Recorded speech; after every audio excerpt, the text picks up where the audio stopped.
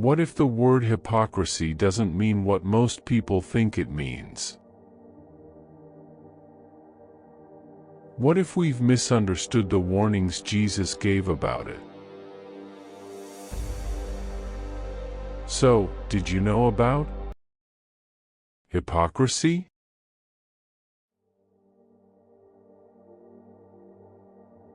In the first century, religious life was highly visible. Prayers were spoken in synagogues. Fasting could be recognized by appearance.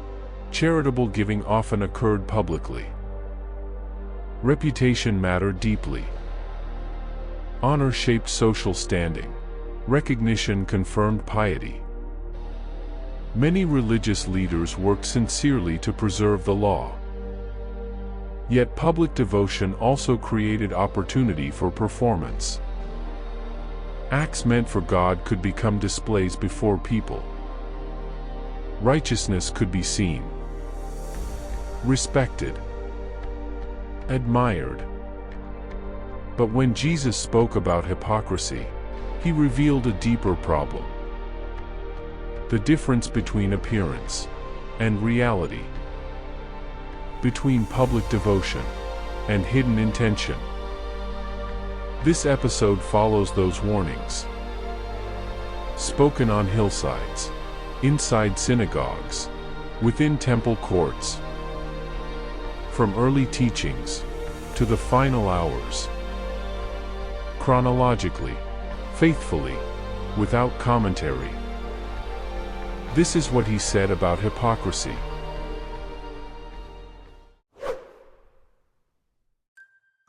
Jerusalem's temple complex stood at the center of Jewish religious life.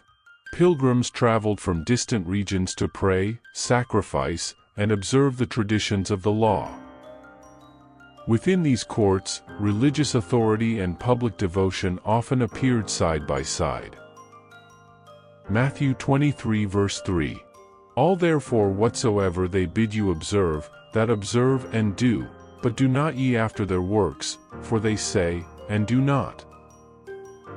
Teaching the law held great influence in Jewish society. Yet Jesus draws attention to a contrast.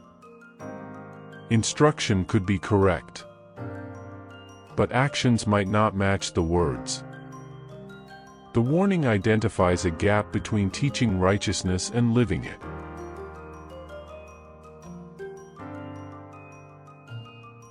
Public prayer formed an important part of Jewish devotion. Travelers passing through cities such as Jerusalem or Capernaum would often see individuals pausing during the hours of prayer.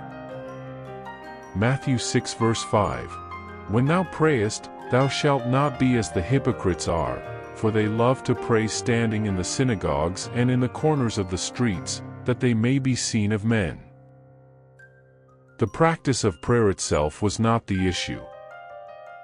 Instead, attention falls on the audience.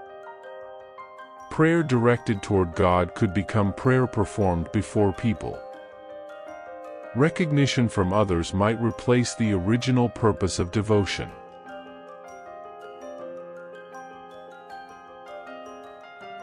Fasting held deep religious significance in Jewish tradition. During certain seasons or moments of repentance, individuals abstained from food as an expression of humility before God. Matthew 6 verse 16. Moreover, when ye fast, be not, as the hypocrites, of a sad countenance. Some altered their appearance so others could recognize their fasting. Visible discomfort signaled religious seriousness. Yet Jesus directs attention toward another possibility. Fasting that seeks approval from observers changes its purpose. What begins as humility may become display.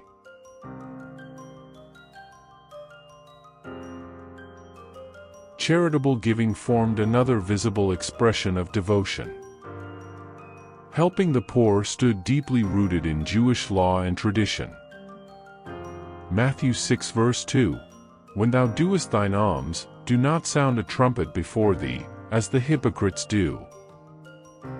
public generosity sometimes attracted attention within communities. Large gifts enhanced reputation and influence. Yet the instruction challenges the desire for recognition.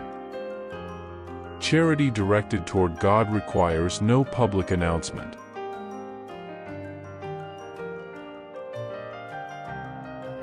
The teaching then turns toward privacy. Matthew 6 verse 6. But thou, when thou prayest, enter into thy closet, and when thou hast shut thy door, pray to thy Father which is in secret.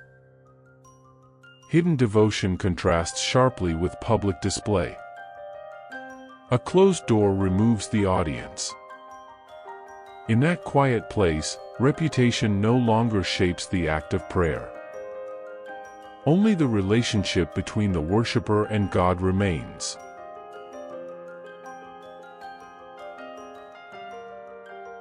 Religious teachers often served as interpreters of the law.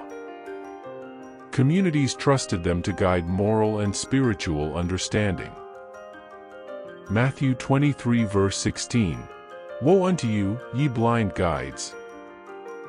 The phrase introduces a warning. Guides responsible for leading others might themselves fail to see clearly. Influence without integrity could misdirect entire communities.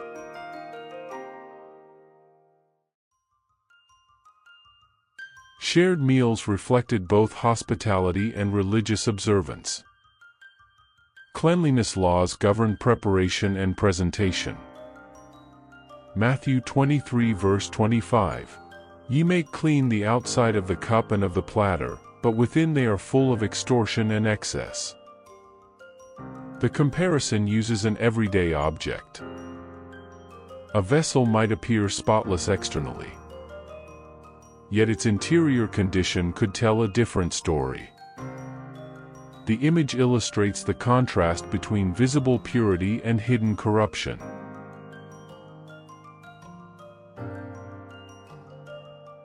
Outside Jerusalem, tombs were often coated with white plaster. The bright surface made them visible to travelers, preventing accidental contact with ritual impurity. Matthew 23 verse 27. Ye are like unto whited sepulchres, which indeed appear beautiful outward, but are within full of dead men's bones. The image contrasts appearance with reality. A structure designed to look clean from afar conceals what lies within. The warning exposes the danger of external righteousness that hides inner decay.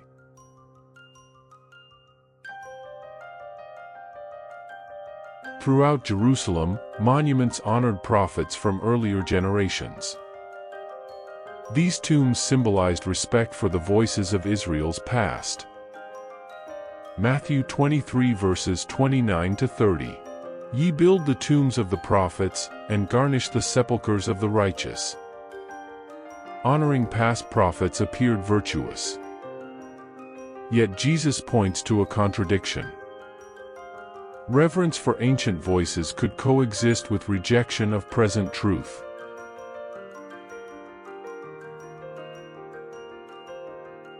Public spaces such as marketplaces served as daily gathering points. Merchants, travelers, and teachers crossed paths in crowded streets. Matthew 23 verse 7. And greetings in the markets, and to be called of men, Rabbi, Rabbi. Titles carried social significance. Recognition in public spaces elevated status. Yet the warning suggests that honor sought from people can reshape the motives behind leadership.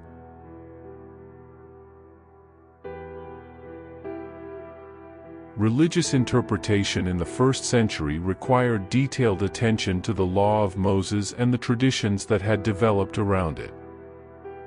Teachers often explained how commandments should be applied in everyday life. Luke 11 verse 46. Woe unto you also, ye lawyers! For ye lade men with burdens grievous to be borne, and ye yourselves touch not the burdens with one of your fingers. the image describes heavy weight placed upon others. Detailed expectations could multiply until ordinary people struggled to carry them. Yet the warning identifies a deeper imbalance. Those who imposed the burdens did not share them.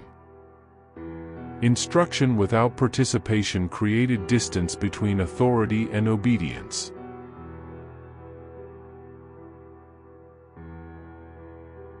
Synagogues throughout Judea and Galilee followed recognizable seating patterns. Prominent places near the front were often reserved for respected teachers and community leaders. Matthew 23 verse 6. And love the uppermost rooms at feasts, and the chief seats in the synagogues.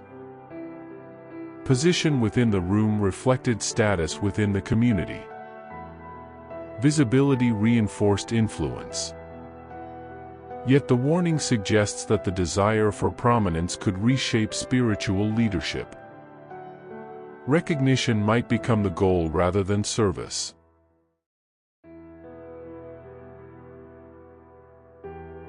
Prayer remained central to Jewish devotion. Some teachers developed long public prayers that demonstrated deep knowledge of Scripture and tradition. Mark 12 verse 40. Which devour widows' houses, and for a pretense make long prayers. Length and eloquence could create the appearance of great spirituality. Yet the statement reveals another possibility. Prayer spoken publicly might conceal actions that harmed the vulnerable. Words directed upward could coexist with injustice toward others.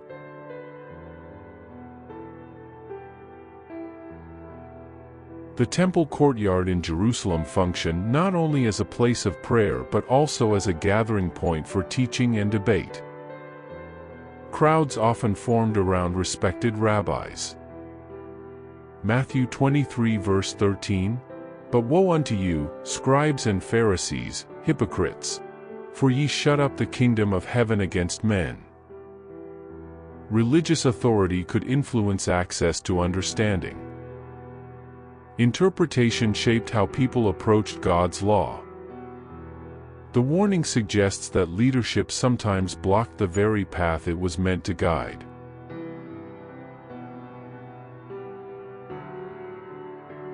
Religious leaders frequently tested teachers with public questions.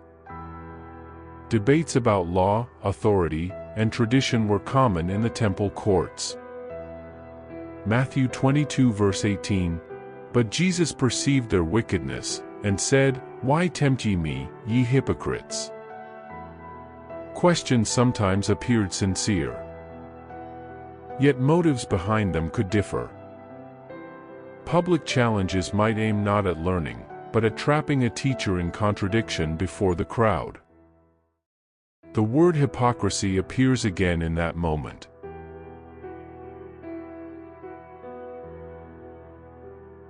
Fig trees were common throughout Judea and Galilee.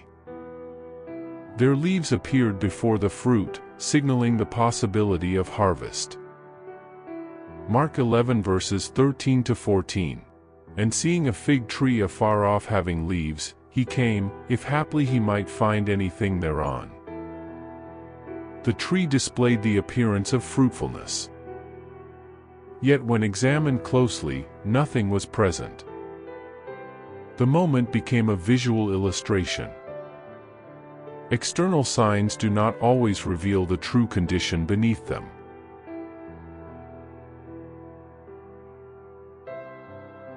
Weddings in the ancient world often unfolded over extended celebrations. Guests waited for the arrival of the bridegroom, sometimes late into the night. Matthew 25 verses 3 to 4. They that were foolish took their lamps, and took no oil with them. Outward readiness appeared the same at first. Lamps were present. Clothing prepared. Yet hidden preparation differed. When the moment arrived, the distinction became visible. Appearance alone could not sustain what was required.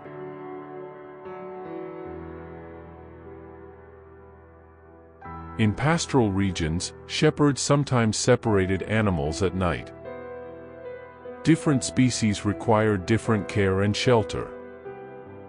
Matthew 25 verse 40. Inasmuch as ye have done it unto one of the least of these my brethren, ye have done it unto me. The image shifts from appearance to action.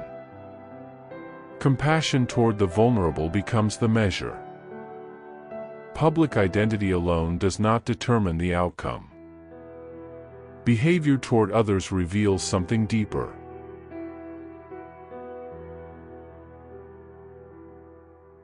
During the final hours before the crucifixion, Jesus was brought before religious authorities. Witnesses were called. Accusations were presented.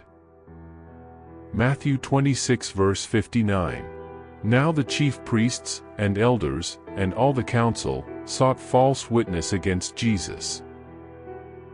The gathering occurred under the appearance of legal process. Yet the search for testimony revealed a different intention.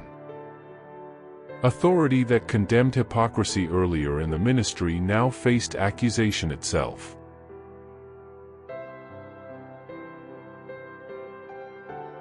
Roman crucifixion stood as one of the most public forms of execution in the ancient world.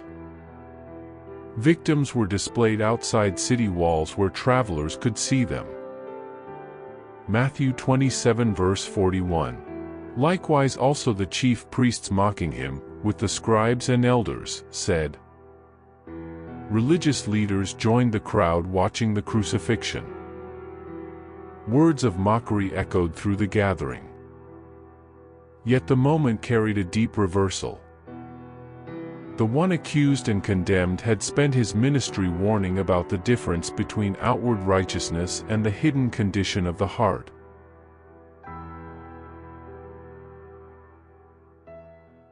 Across the teachings of Jesus, hypocrisy appears repeatedly.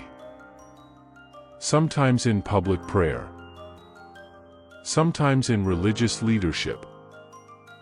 Sometimes in quiet personal compromise. It thrives where appearance replaces sincerity, where reputation replaces integrity, where devotion becomes performance. In a world shaped by honor and visibility, these warnings carried enormous weight. Religious life could easily become theater. Yet the words spoken in villages and temple courts expose the same question again and again. Not what others see, but what is real. Hypocrisy hides behind reputation. But truth begins with honesty.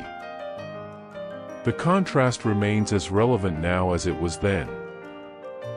When faith becomes visible, what lies beneath the surface? Until the next question.